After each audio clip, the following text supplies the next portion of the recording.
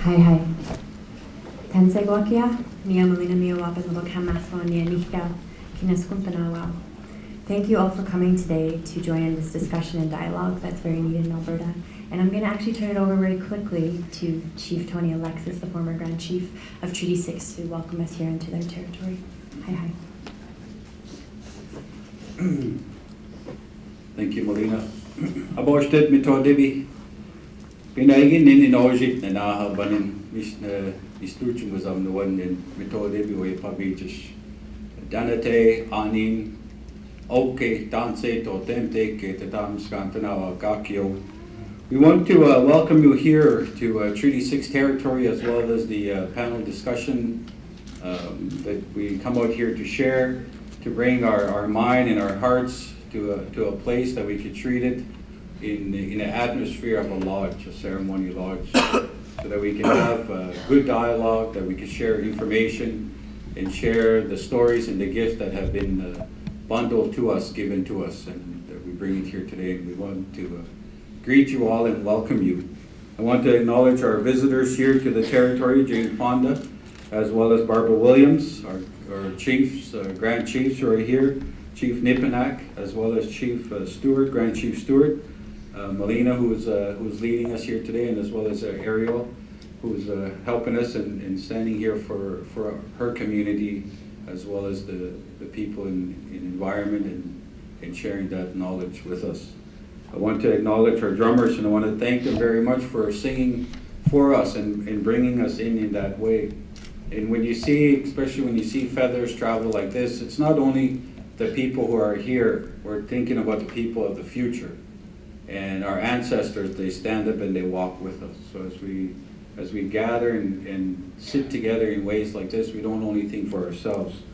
And I want to acknowledge our drummers for sharing that spirit, that responsibility that they have as singers, and to sing for the people and to sing for you and your families as well in this brand new year. So thank you very much.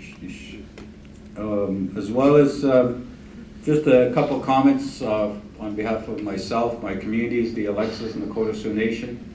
We are just west from here. Our community 140 years ago adhered to Treaty Number 6 in this area.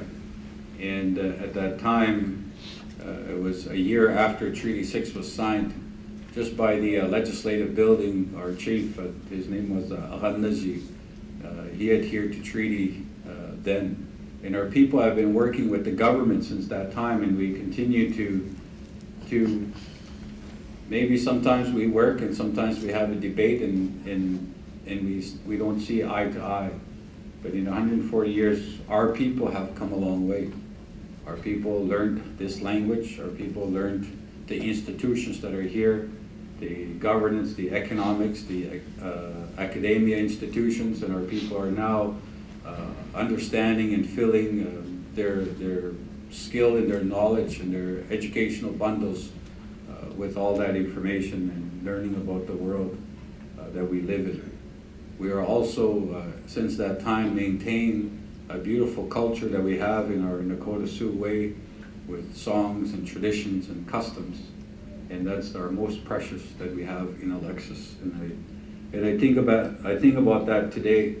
I want to share that our experience in working with, whether it's industry or working with government, has always been in a state of crisis. We're always being told to participate when the activity and whatever is going on is happening at that moment. We are there, and we're always having to deal with it in that way. So as we think for the future, we must think that we should always have a seat at the tables where we can express our opinion, where we can share our knowledge, where we can share our information. And those are important for us today. And like I said, in 140 years, our people have learned about the ways of this modern society. But the modern society is only just asking or finding out, whether it's your court case or through gatherings such as this. But we're here, and today when I heard Chief Adams speak, and the chiefs of the North, and how they're directly impact. I've never been to the tar sands, to the oil sands. I've never been there. but I've been there in times of celebration, in times of ceremony, and I've never seen that with my own eyes except for on video or so. But when I hear him speak, and I know he speaks from the same place that I do, that we don't stand here for ourselves, but we stand here for the people that we represent. And in the best way, we echo the most important and precious, that the future for our people is so important.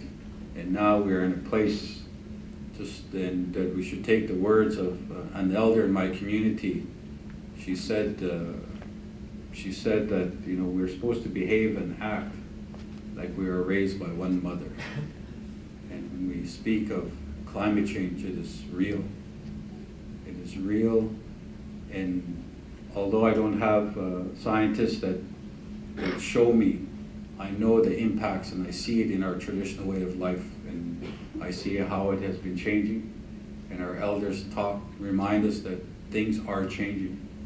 And when we place a word like climate change to how we understand it in our language, it brings fear upon our people.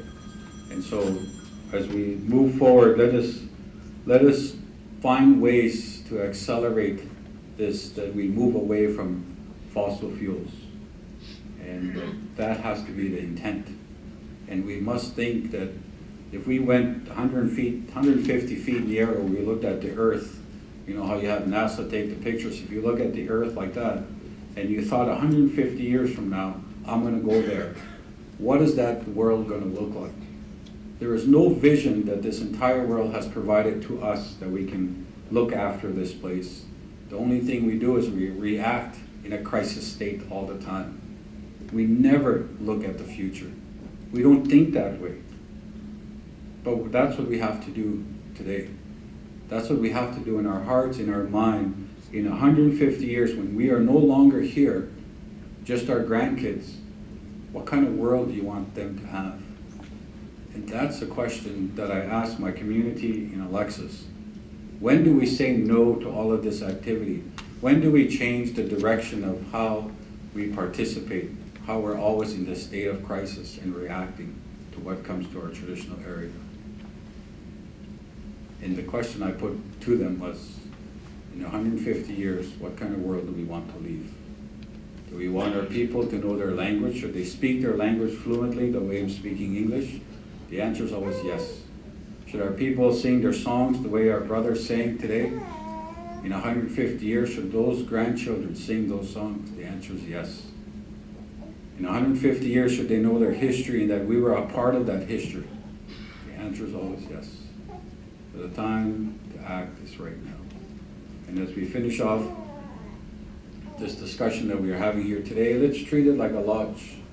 Let's treat it as a lodge, and let's listen with that intent in mind that in 150 years, we are building for that future. So I want to, with that, welcome you to this territory, Treaty 6, and I shake hands to all of you, and I greet you all in a good way. Thank you.